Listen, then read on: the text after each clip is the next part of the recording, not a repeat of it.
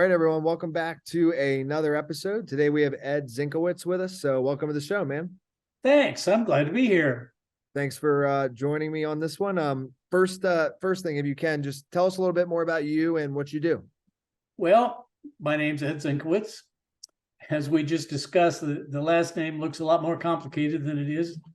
But I fancy myself as an aging in life strategist. For the past 10 years since I retired, I've helped retirees meet the challenges and surprises of retirement. These days, I'm dealing a lot more with the problems and challenges of aging. And so I've done a whole variety of things, from webinars to podcasts to books to a variety of things. I'm writing currently a book on downsizing and expect a couple more smaller tomes here in quick succession, as quick as I have time for anyway. That's awesome. Yeah. Got it. Or sorry, was there anything else you wanted to say there? No, that's fine. Oh, okay. So I guess first question. So what were you doing before you retired? Like, what was your main career before this? I was a systems analyst programmer. Oh, geez. All right. That's interesting. And that was your whole career, basically? Pretty much. I did a whole variety of things in that career. Most people think of that as a kind of a techie, nerdy sort of thing, work with the innards of the computer and don't talk to people. And, you get it. He's a nerd in the corner there.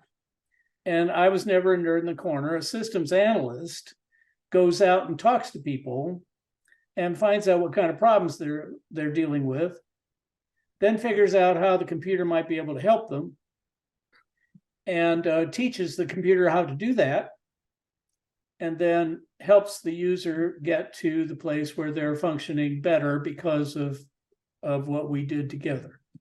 So basically, I work with people to discover their needs and help where they're going. So in retirement, I haven't done anything different. I'm just focusing on something else. I'm not hunting for computer problems anymore or business systems that'll solve problems. I'm not trying to get inventory from A to B. I'm trying to get people from C to D and help them over the hurdles and challenges that are there for them. I discovered long ago there are 3 real big surprises for people when they retire. Number 1, they're going to miss work. Yeah. Say what? What do you mean miss work? I'm retiring. I can't do it. Well, what you're going to miss is the benefits that work give you.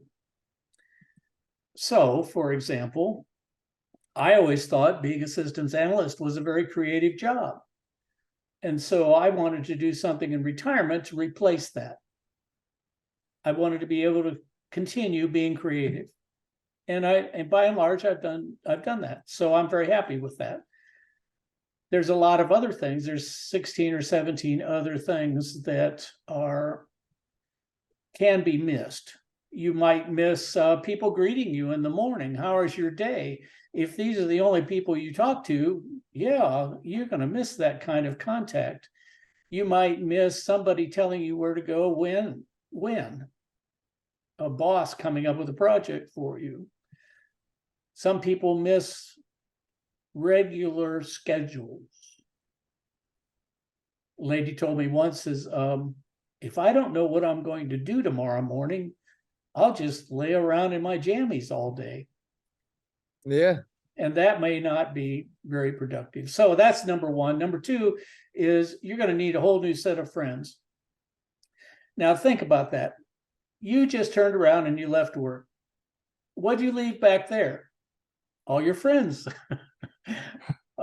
So what are you going to do? Now, in this day and age when a lot of people are working remotely anyway, that may not be the biggest problem there is anymore. If only people you ever see are on Zoom, you have a different problem. So, but one of the things that is important in that process is that you may miss the water cooler. There's no standard place where everybody comes and joins. In some companies, it is literally a water cooler or a cafeteria or a laboratory or a workspace or a conference room where you can meet people regularly and engage and interact.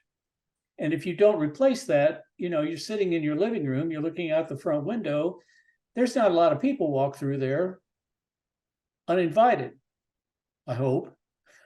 And so you have to go out and find them. So how do you do that? And the third thing is aging takes time. Retirement's going to last a whole lot longer than you ever thought it would. That's part of what aging takes time means. It could be 20 or 30 years. And most people tend to start retirement, kick it off like it's vacation, there's no problem with that, except vacations always end. What are you going to do after that? So, and the other thing is that along the path, there are new challenges that aging brings. And so you're going to spend more and more of your time taking care of the consequences of your aging. Tomorrow's my physical therapy day. We're going to get my back stronger finally. And so I have to spend more time just so I can do that stuff. And so there you have it, the kind of surprises that I've talked about for a decade. Yeah. Or sorry, go ahead. No, go ahead. Oh, okay. Yeah, I was gonna say it's actually, I think for most people that the first one is surprising. For me, it actually isn't. I read this book called The 4-Hour Work Week. And what he talks, it's a guy, Tim Ferriss, wrote the book. I'm not sure if you've ever heard of it. It's like okay, you have, awesome. So he talks about the idea of like mini retirements. And when I read that clicked for me a lot more, because I don't know, I've been running my company for 13 years now, and I have definitely realized that I don't think I ever want to like fully retire, just because I don't know what I would do like with all of the time. So even like yourself, right? Like you retired from your main career, but you're still working, somewhat, right? And it's just because it's like, I don't know, there's all the pleasures in the world, but without work, I don't know what I would do. Like I need some structure, I need something. Like I think some people can get by without being mentally engaged or without being purposefully engaged, without having things to do that are meaningful. But I'm not one of them. Yeah. And so I talk a lot to people like you who agree with me and can want to find out what else and how else they can be engaged. I love doing interviews. And I've done a lot of interviews with folks about how their retirement goes, what they do in volunteering and so on and so forth, because I'm innately curious and I love to go out and find out what you're doing and see how that plays out. So I agree. I'm the same way. That's actually why like the podcast for me is honestly more of just a passion thing.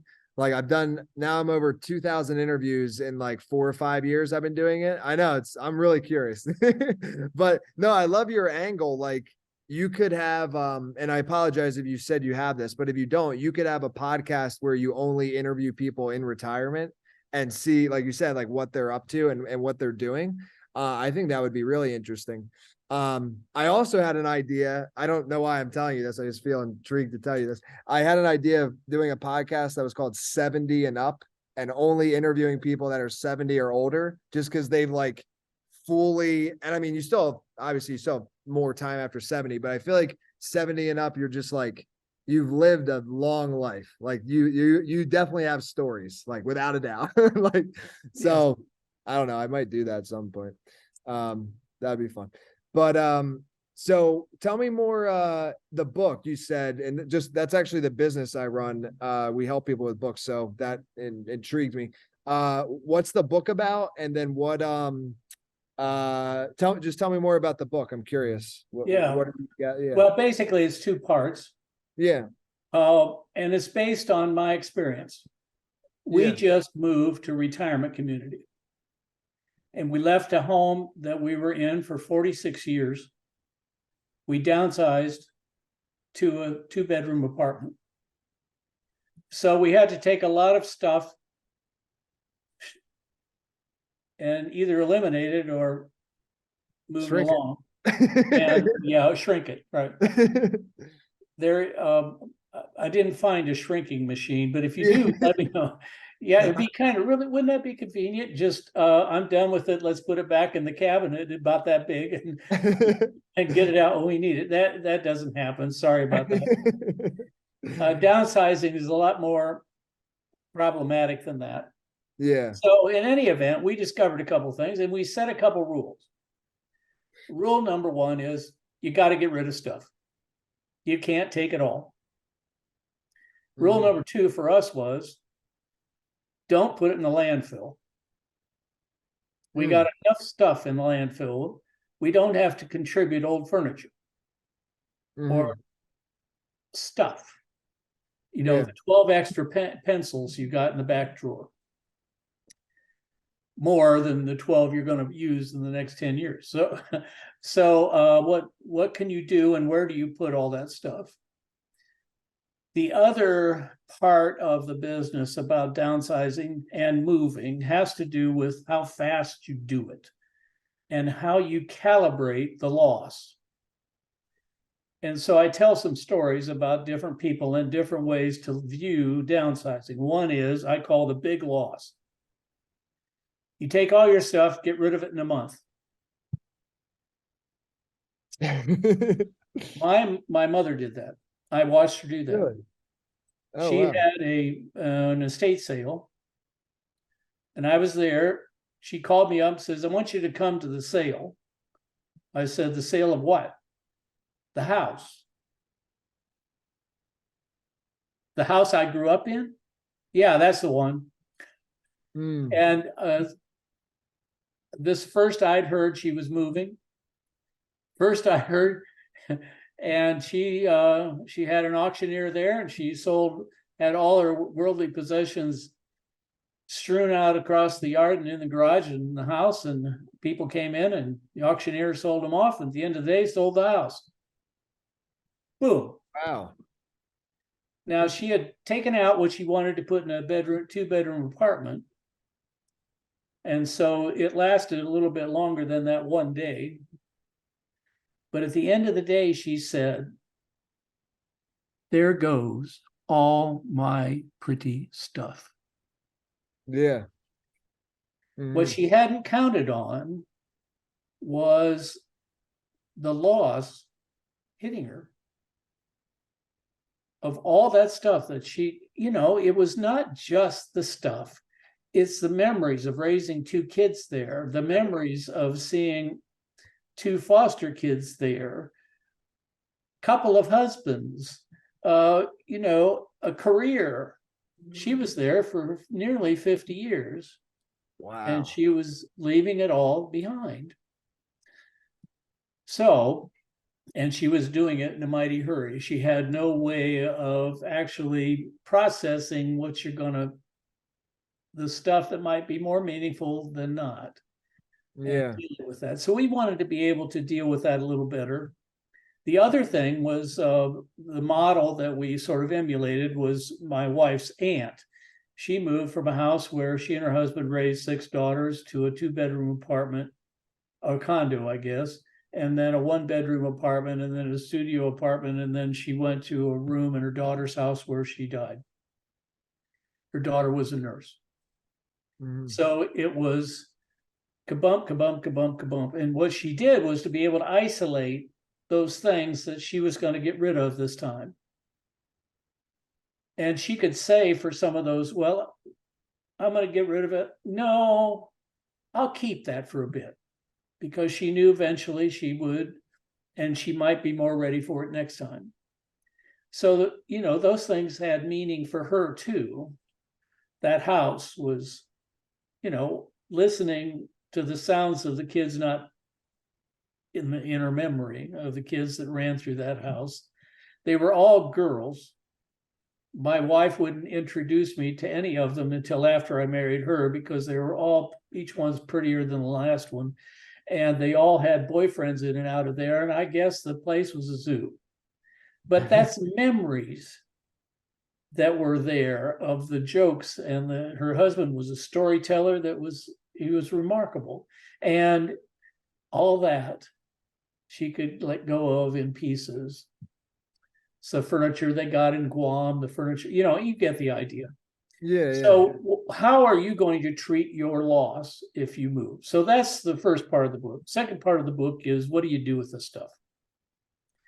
And I deal with that in 3 different categories. One is the stuff nobody wants. And this is the stuff that might most often end in the landfill. We have several examples of that. One of them is called hard styrofoam. If those nice bookcases that are pictured behind you there, I don't know if I'm looking at a real picture or a background, but there's bookcases there. Somebody got those out of a box. And that box had a lot of little parts, and they were all held tight in position by styrofoam. And it's hard styrofoam. The stuff you get coffee in at the drugstore or whatever is soft styrofoam. There was a place we found that takes, here's their business model. They take styrofoam in on one end and they put styrofoam out on the other end.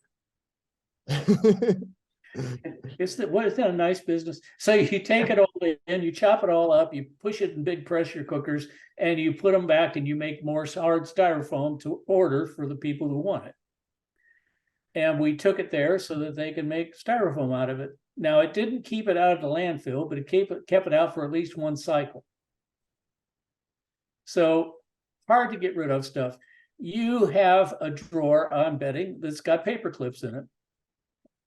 Somewhere, yeah. Your partner or children or office supply place probably has another supply of paper clips.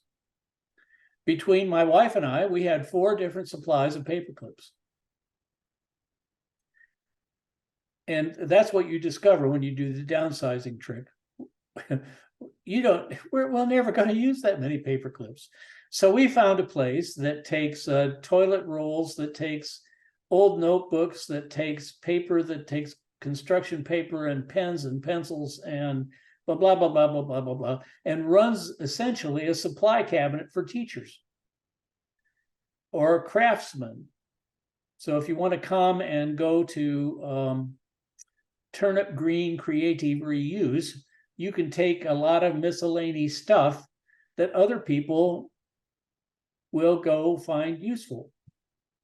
And so there's a category of things that are stuff that's a category of things that really would end up in the landfill because we don't have room in the apartment for all of those collections of office supplies.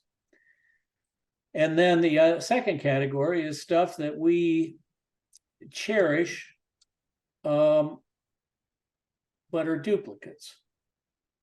So we have tools that we had, over time, you get 3 hammers and 4 pairs of pliers and on and on. You don't need all that stuff. Particularly, you don't need the stuff in an apartment when there's a maintenance person that's going to fix everything.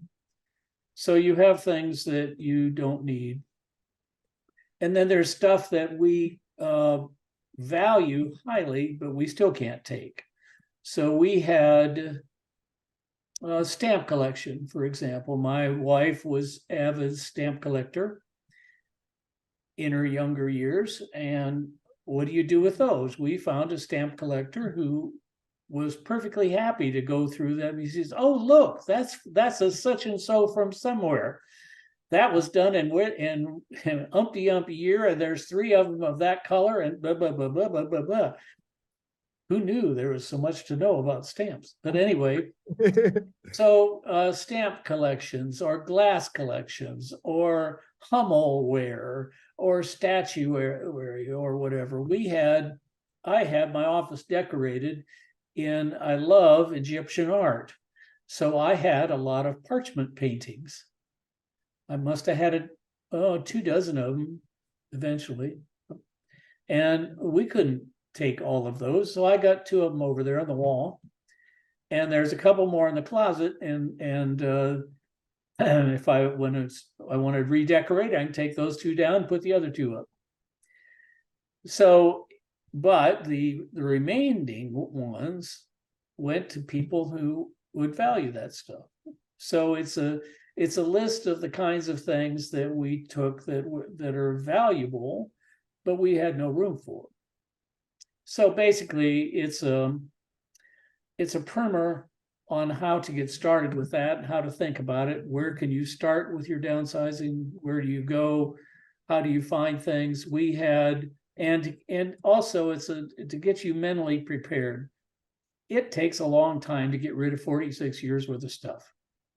Oh yeah, I bet. Yeah.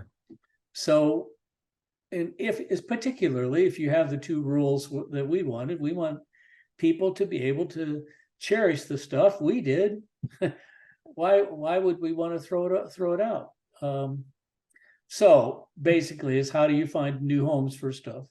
And then there's the hard things. We had 2 cats we had to get rid of, and actually we had 1 cat, Raleigh. And one day Raleigh brought home a friend, Sydney. Sydney was basically feral. But how do you get rid of 2 cats? Because we could take animals with us here, but they have to be house cats. And these 2, no. So it took the better part of a year or half a year to find a good home, and we did.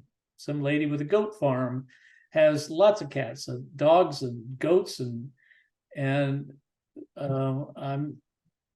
those 2 cats are happy as clams. So they have folks to play with and place to do it in, and they're just great.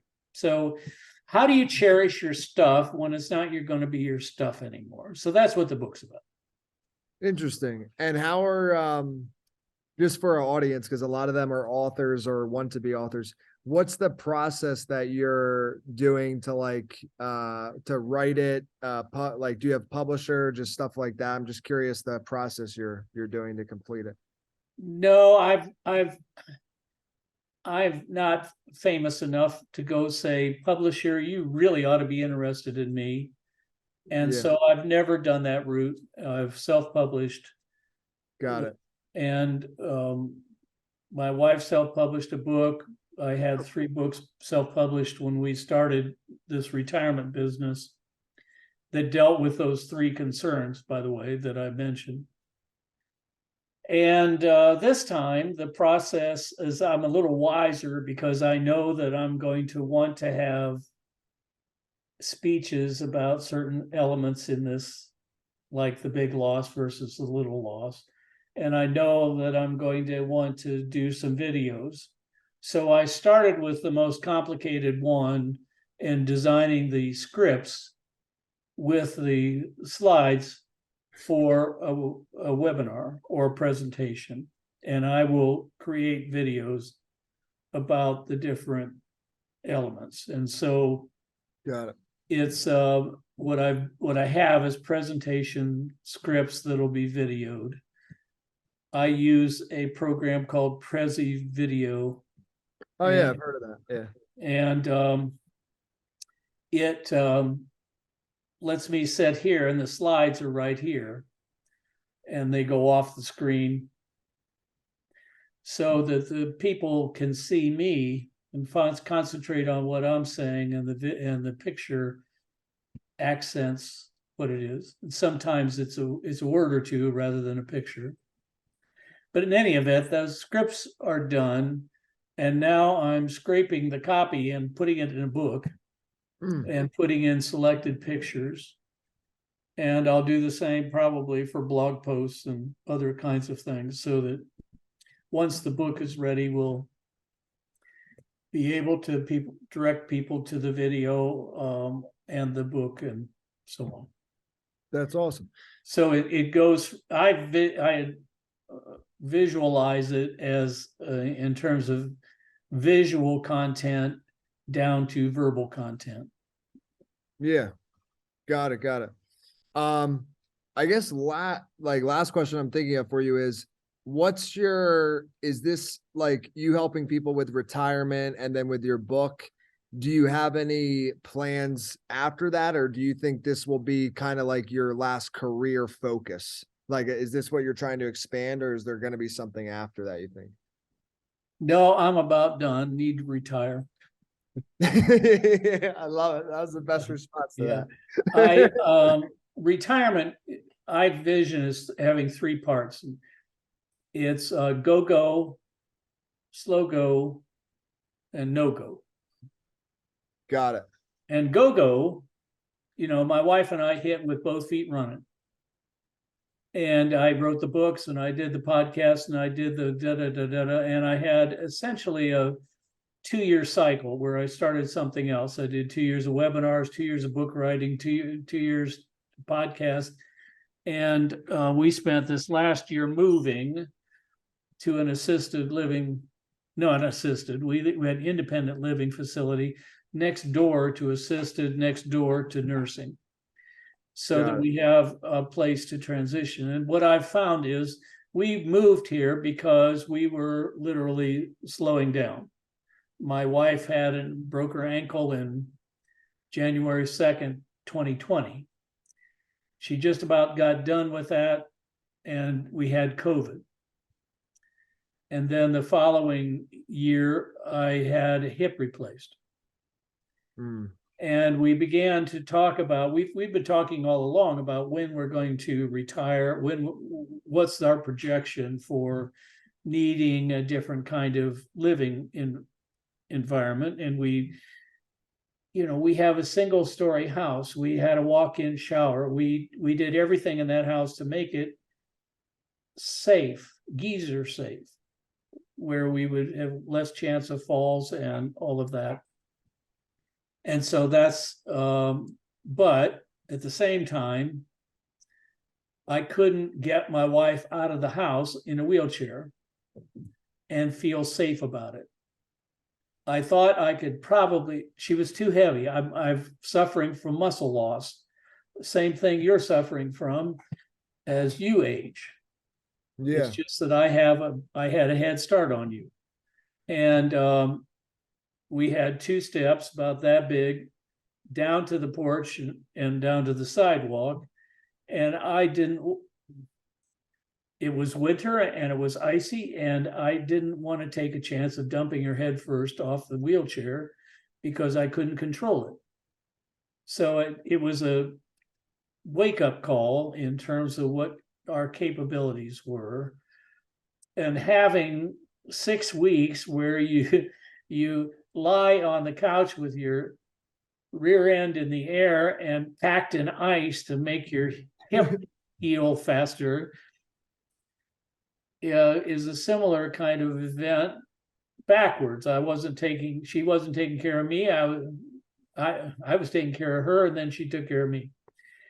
And just after that, our friend said, why don't you come move to where we are? It's a place called Richland Place. We're going to go there, and you have a 5-year waiting list. You need to get on the list. Okay, well, we added that up, and that matched our plan for what we thought we might need. So that made sense. We signed up. But this year, when we went to do what I call our annual checkup at the beginning of the year, they offered us an apartment. And so we went through this downsizing thing. And that's when I started writing this material, because I wanted to see what the process was. I wanted to learn about it as well as I could. And I kept a list of everything we moved. So from the time we signed up to come was a whole lot shorter than 5 years. And all told, we were in the apartment 2 years later. Oh, wow. It's much which is a real surprise. But we, at that point, before we got notice, before we had the apartment, we had taken 100 sets of stuff out of the house. Now, a set of stuff might be all the electronic stuff I didn't need anymore because I wasn't doing that kind of audio recording anymore, to a car full of what my wife called horsey gear. She had to stop riding when she broke her ankle, and so she gave up saddles and pictures and jewelry and clothes and tack and stuffed it in the car, found a place that could benefit from that equipment because they were helping with kids who needed riding as a therapy. And so that's the kind of thing we did 100 times over before we got notice. And then from January of this year to end of May, we took out another 75 sets of stuff. Got it. So I have this a printout of this long Excel spreadsheet. It does give us a handle on where it all went and why and what kinds of stuff it was and all of that. I love that idea, actually. Well, I get last question for you is where can people stay in contact and stuff, especially because you have a book coming out. So tell us a little bit more about like websites, social medias. How can people stay in contact with you? I have a website. It's called Retirement Kickstart. KICKSTART. Kick. Retirement Kickstart. And there'll be notices on there about the book when it comes out. Okay. And there's a way to get a hold of me. I do coaching and counseling, help people through. I have a 4-session coaching session to get you over the tough part about starting retirement. Be glad to have people join up, and there's also a free schedule a talk, and we can decide whether there's anything I do at all that matches with anything you need. And if there isn't, we can shake hands and go our separate ways. If there is, we can work together.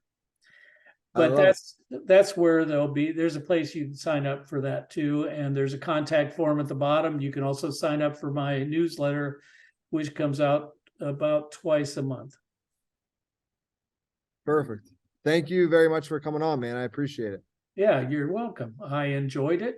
I appreciate what you do, and I'm glad you're helping authors.